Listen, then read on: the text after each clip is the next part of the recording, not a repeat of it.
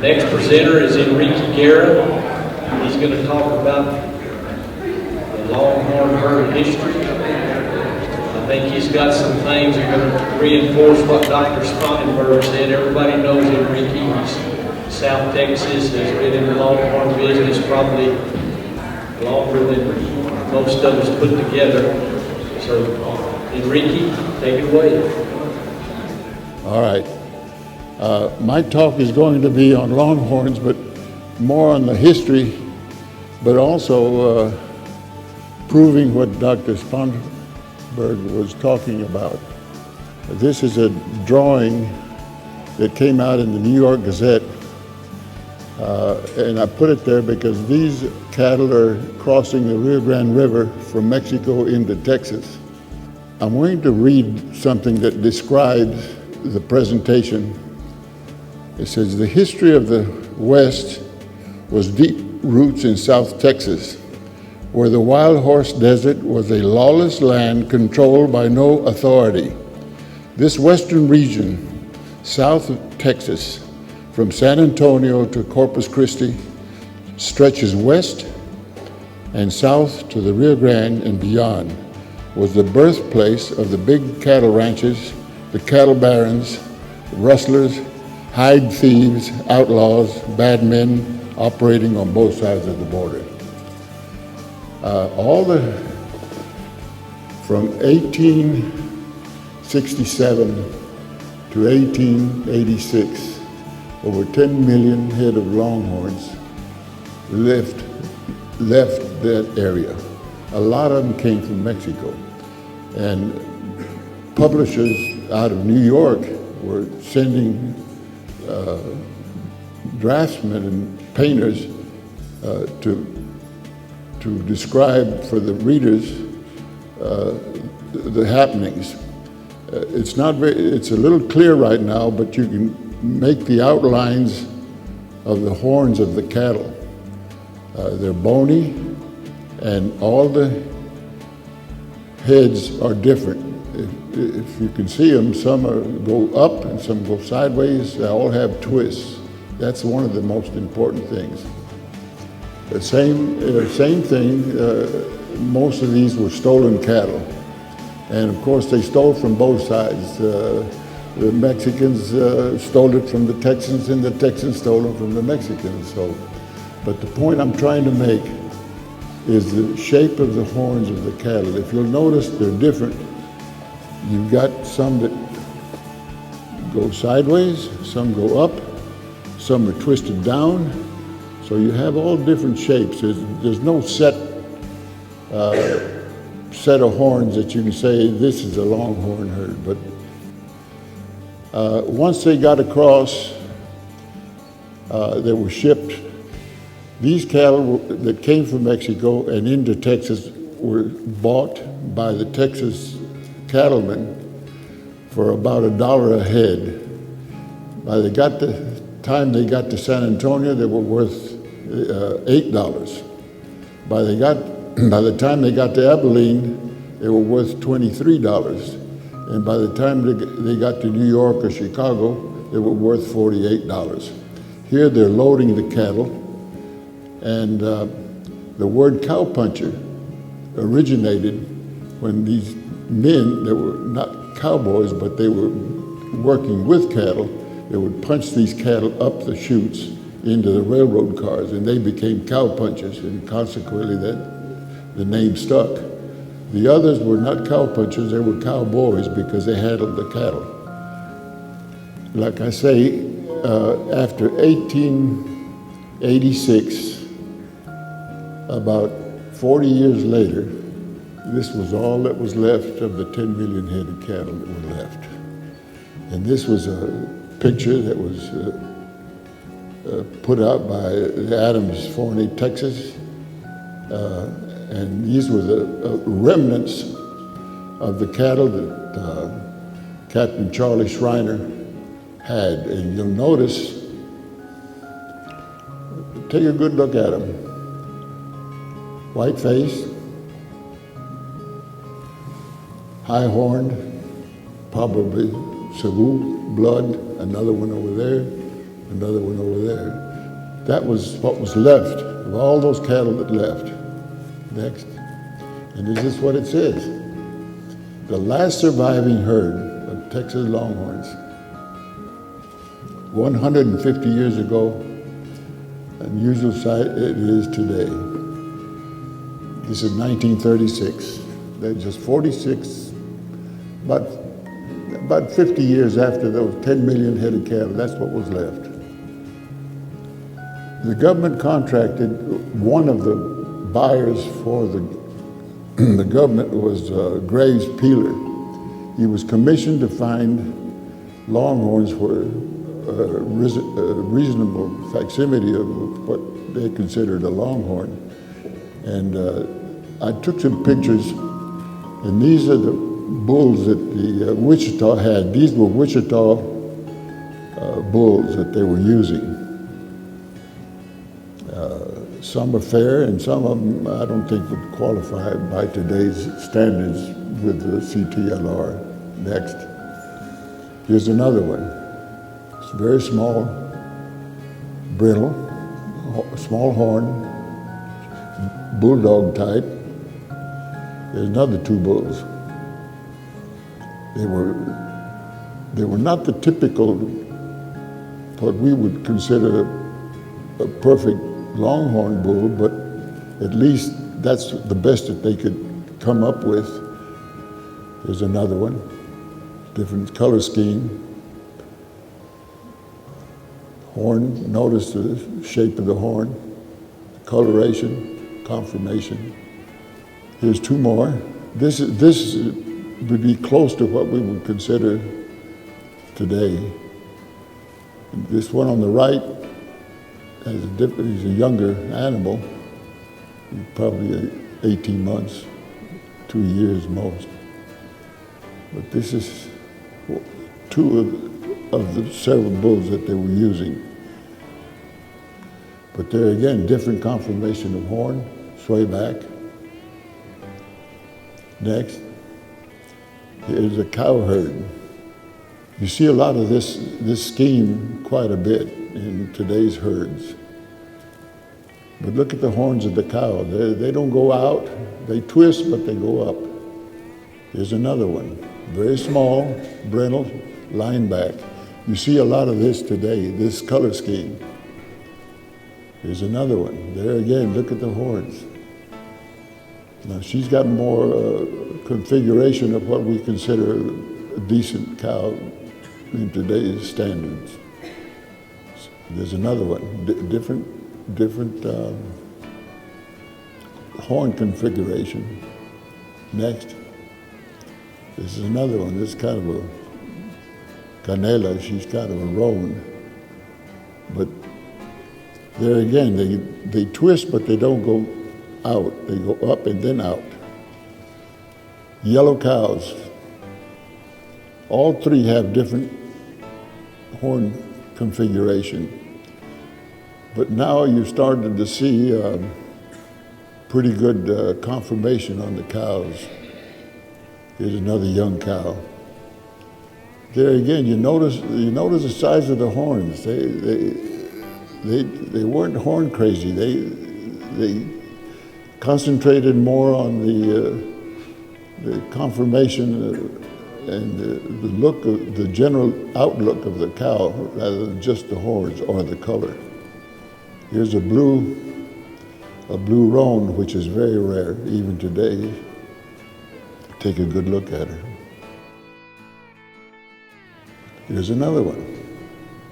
These pictures are important because you're looking at cattle that the government owned, what they called pure longhorn 60 years ago.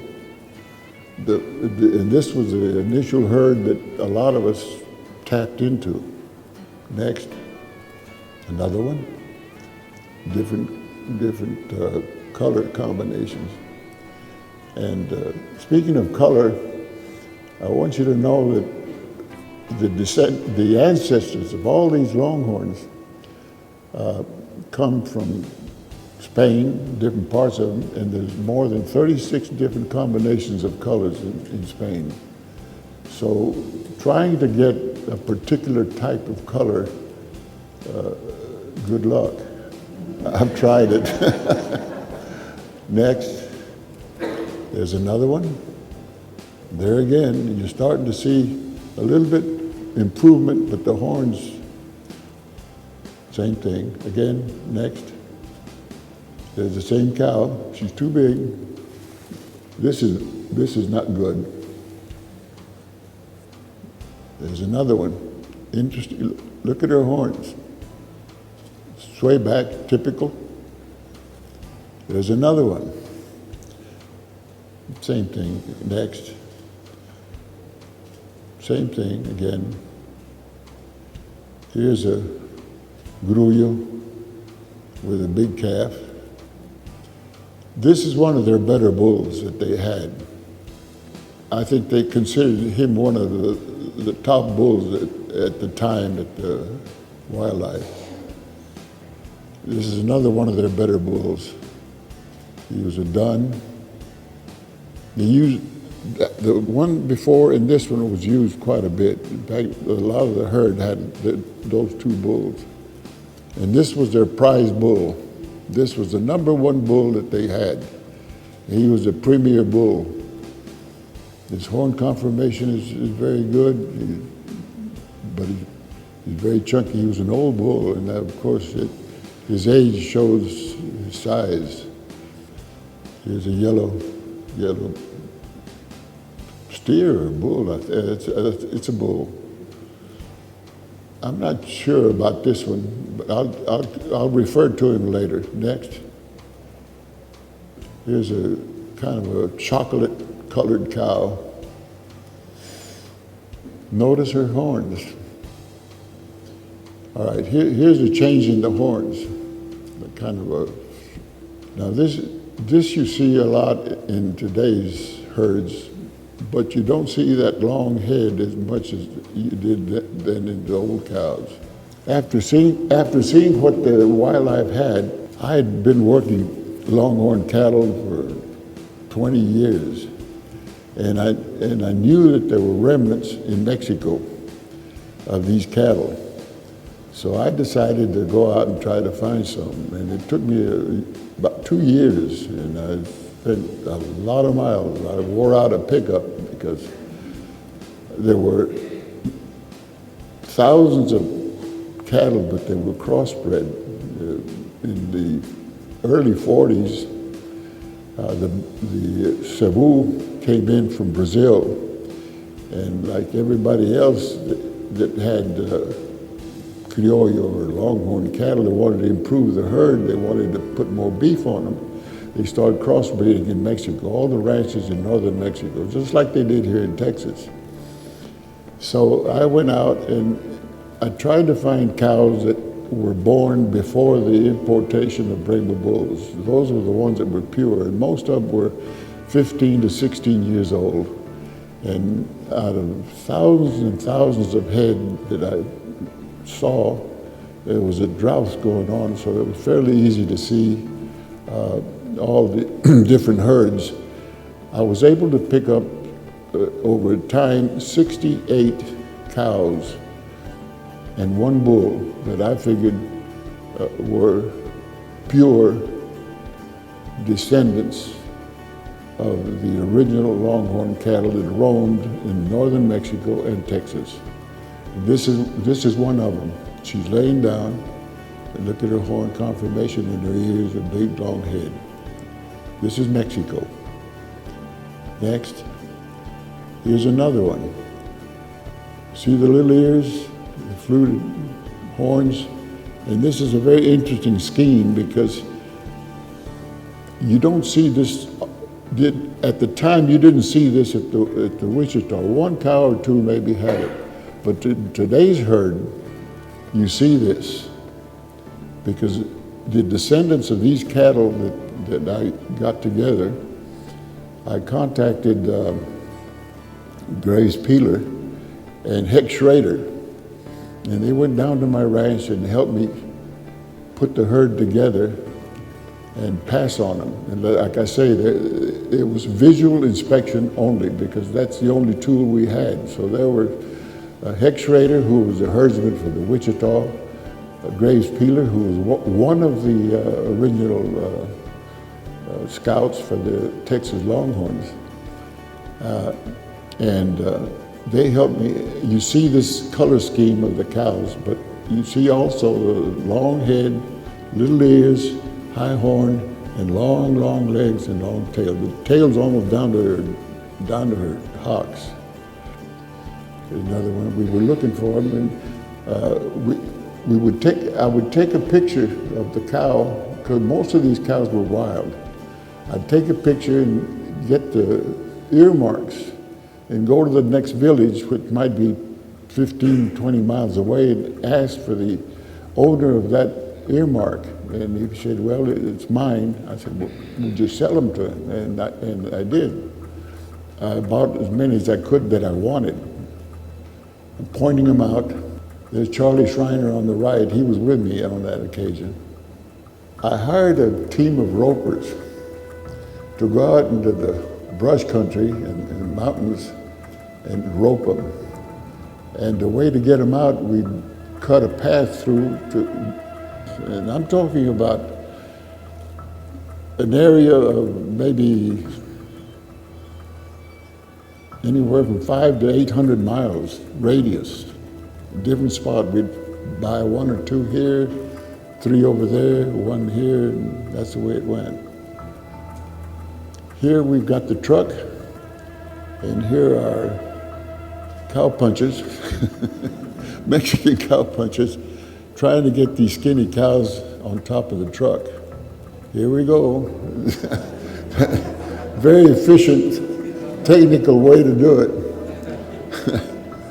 And that's how we got them to the highway, which is the road there, to my ranch, which was about 400 miles away. Once we got them to a loading station, that's how we tied them up. And we are taking a look at them. We got different color schemes. There's Hex Schrader. I think that's Phillips in the middle. There's another unusual color. Next. Graves Peeler's somewhere in there. Next. Oh, there's that bull now. He's cleaned up and feeding on big, tall buffalo grass, so he looks better. There they are. Next. There's that bull again. It's incredible what feed will do, isn't it? This calf went to the wildlife. Some of those different colors. These albums, the only thing that I wanted to let the membership see was the improvement that has been done in the last 50 years. Well, when we started, let's say 20 some odd years ago to now. I think all of us own herds that are much better than what we saw here. But this is what we had to start with. And it proves out everything that Dr. Sponberg was talking about. Cleaning the herd and purifying it and not crossbreeding, not overbreeding, inbreeding. Thank you. That's it.